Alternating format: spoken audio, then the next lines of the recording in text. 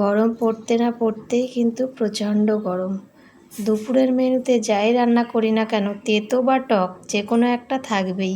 শুধু যে আমি রান্না করছি সেটা না, প্রত্যেকের বাড়িতে কিন্তু সকালের মেনুতে হোক বা দুপুরের, অনেকে সকালে ভাত খায়, যে কোনো একটা টাইমে কিন্তু এই রেসিপি থাকা অত্যন্ত উপকারী। তো আজকে আমিও রান্না করছি আমের চাটনি, পাতলা করে ঝোল হবে আর পটল চিংড়ি হবে। আম কেটে ধুয়ে নিয়ে একটু হলুদ মাখিয়ে রাখলাম, তাহলে আর কিন্তু কালো ভাবটা আসবে না।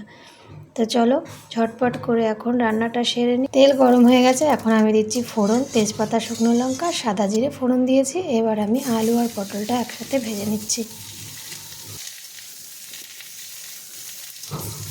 ভাজার সময় সামান্য নুন দিয়ে দিলাম, একটু হলুদ দিয়ে দিলাম। ভাজাটা হতে থাক, ততক্ষণে আমি একটু মশলা করে আনি। পটল আলু ভাজা হয়ে গেছে, নামিয়ে রাখলাম। আবারও একটু তেল দিয়ে আমি চিংড়ি মাছগুলো ভেজে নিচ্ছি। তো সব কিছুই ভাজা হয়ে গেছে, নামিয়ে রেখেছি।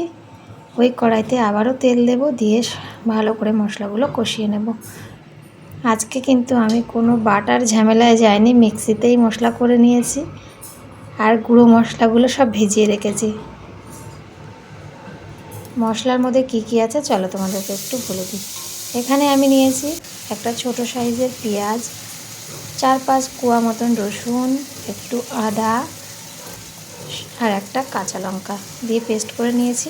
যে মশলাটা ভেজানো ছিল তার মধ্যে ছিল গোলমরিচের গুঁড়ো, জিরের গুঁড়ো আর সামান্য লঙ্কার গুঁড়ো। এবার একটু পরিমাণ মতো হলুদ দিয়ে দিলাম। দেখো রঙটাও কিন্তু সুন্দর হয়েছে। মশলাও পুরো কষানো হয়ে গেছে। এবার আমি ভেজে রাখা আলু পটলটা দিয়ে দিচ্ছি। এটা কষানো হতে থাকুক, আর এদিকে আমি আর একটা পাশে কড়াই বসিয়ে আমের চাটনিটা বসিয়ে দিচ্ছি। তো ফোড়নে দিয়েছি শুকনো লঙ্কা আর কালো সর্ষে।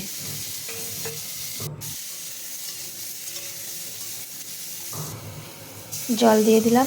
চিনিটাও আমি সামান্য দিচ্ছি, যাতে টক ভাবটা বেশি মিষ্টি ভাবটা কম হয়। তো দেখো এদিকেও কিন্তু আলু পটল অনেকটাই সেদ্ধ হয়ে গেছে। এবার ভেজে রাখা চিংড়ি মাছটা আমি দিয়ে দিলাম। এত সুন্দর করে রান্না করছি ঠিকই, কিন্তু আমি খাবো না। চিংড়ি মাছ খেলে আমার অ্যালার্জি হয়, চিংড়ি মাছ খাওয়া বারণ, ওই জন্য খাবো না। তো দেখো এদিকে কিন্তু আমার আমের চাটনিও হয়ে গেছে। তো কেমন হয়েছে তোমরাই দেখে বলো। আমার তো এখনই জিভে জল আসছে আমের চাটনি দেখে। আর এদিকে চিংড়ি পটলও হয়ে গেছে। তো চলো এখন নামিয়ে নেব। তোমরা হয়তো ভাবতে পারো দিদিভাই কী দিয়ে খাবে। আমার জন্য মোচার ঘন্ট আছে আর ভেন্ডি সেদ্ধ দিয়েছি, আর আমের চাটনি তো আছেই, আমার তাতেই হয়ে যাবে। তো চলো ভিডিওটা তোমাদের কেমন লাগলো কমেন্টে জানিও। টাটা।